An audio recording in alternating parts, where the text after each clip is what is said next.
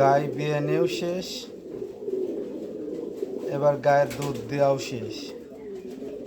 ঠিক আছে, কবুতর পালাও শেষ, কবুতরের ভ্যাকসিন দেওয়াও শেষ। এটাই লাস্ট ভ্যাকসিন। কবুতর জগতে থাকবো, তবে 2-1 জোড়া বা 5-7 জোড়া নিয়ে, 50, 60, 70, 100 জোড়া নিয়ে না।